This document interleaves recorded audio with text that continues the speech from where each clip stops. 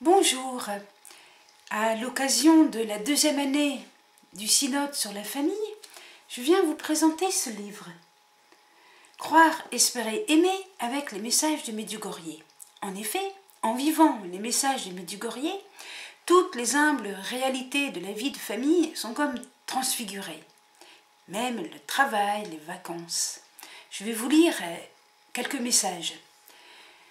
Le travail et la bénédiction dans le travail. Chers enfants, je vous demande de croître dans l'amour. Une fleur ne peut croître normalement sans eau.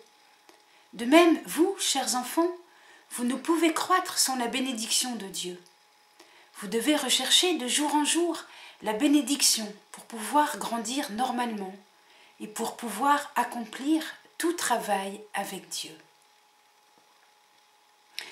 10 avril 1986. Alors, il n'y a pas que le travail, il y a aussi les vacances. Alors, voici un message du 25 juillet de l'an 2001. Profitez de ce temps de repos et donnez à votre âme et à vos yeux le repos en Dieu. Trouvez la paix dans la nature et vous découvrirez Dieu le Créateur à qui vous pourrez rendre grâce pour toutes les créatures. Alors, vous trouverez la joie dans votre cœur.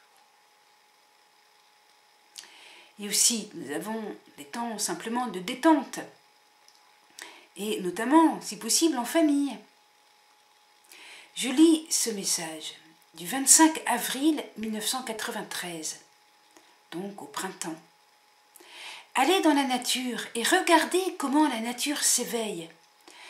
Cela vous sera une aide pour ouvrir vos cœurs à l'amour de Dieu créateur. Je désire que vous réveilliez l'amour dans vos familles, de telle sorte que là où se trouve le manque de paix et la haine, l'amour règne. Et quand il y a l'amour dans vos cœurs, alors il y a aussi la prière.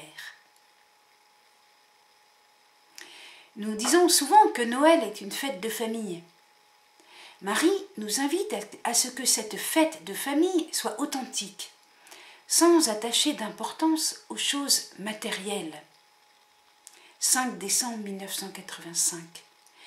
Mais en disant, et c'est très beau, ce qu'elle a dit à Noël de l'an 1997, en disant à chacun « Je te veux du bien ». Voilà, et bien si à Noël nous disions d'une façon ou d'une autre à chacun de nos proches « Je te veux du bien », alors on sent bien que la joie de Noël est plus profonde, que cela devient une fête de famille, avec une harmonie dans la famille. Et encore, nous nous souvenons que Jean-Paul II avait donné de grands enseignements sur le couple, sur la famille, sur le corps, le sens de l'union conjugale, qu'il l'expliquait comme étant le don de soi. Eh bien, on trouve aussi dans un message de Medjugorje, à Noël 1992, « Donnez tout de vous-même ». Voilà, la famille comme un lieu de don de soi. Et aussi, n'oubliez pas que votre vie ne vous appartient pas, mais que c'est un don à travers lequel vous devez donner la joie aux autres et les guider vers la vie éternelle. Notre don de soi a pour source Dieu lui-même. Dieu qui nous a donné son Fils unique, Jésus qui se donne jusqu'au bout, qui nous a aimés jusqu'au bout. C'est donc la source qui remplit notre cœur, et après notre cœur déborde vers les autres. C'est pour cela que c'est si important de contempler la croix de Jésus. Chers enfants, je veux vous dire qu'en ces jours, la croix doit être au centre de vos vies. Priez de façon spéciale devant la croix, d'où viennent de grandes grâces. Maintenant, faites dans vos maisons une consécration particulière à la croix. Promettez de ne pas offenser Jésus, ni la croix, et de ne pas blasphémer. Merci d'avoir répondu à mon appel. C'était le 12 septembre 1985.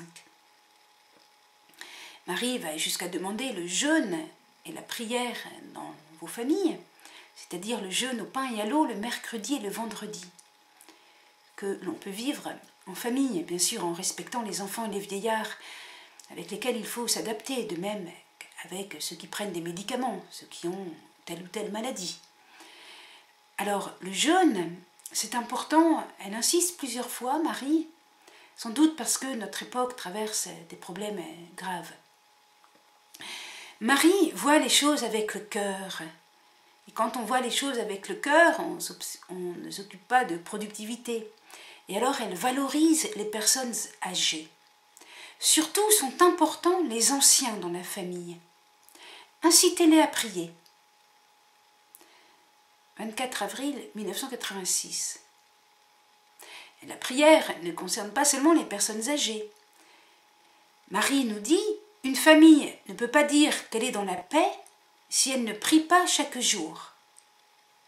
C'est pourquoi que votre matinée commence par la prière du matin et que la soirée finisse par l'action de grâce. 25 août 1995. Voilà une bonne directive, un bon conseil. Une famille ne peut pas dire qu'elle est dans la paix si elle ne prie pas chaque jour. Prière du matin et du soir. Et encore ce message du 25 mai 1997. Renouvelez la prière dans vos familles et votre cœur glorifiera le saint nom de Dieu et le paradis régnera dans votre cœur. La prière nous permet de découvrir la volonté de Dieu, nous dit Marie, jusque dans les petites choses. Alors, dans le livre, j'ai mis quelques exemples avec Sainte Thérèse de Lisieux ou Marcel Vannes, jusque dans les petites choses. La vie n'est pas toujours compliquée. Elle est faite d'une multitude de petits détails. Et encore, chaque famille doit prier en famille et lire la Bible. Il faut donc mettre la Bible dans un endroit visible. Souvenez-vous qu'au début des apparitions, ce message date de février 1985. La Bosnie faisait partie de la Yougoslavie qui était sous l'emprise communiste, athée. On n'avait pas le droit d'avoir une Bible.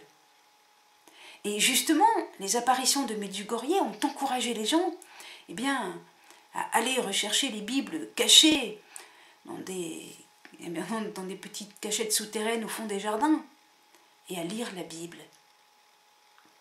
Et aussi, enseignez vos enfants, car si vous n'êtes pas un exemple pour eux, les enfants s'éloignent dans l'absence de Dieu. Et encore, quelque chose qui pourrait être une idée en cette deuxième année du synode pour la famille.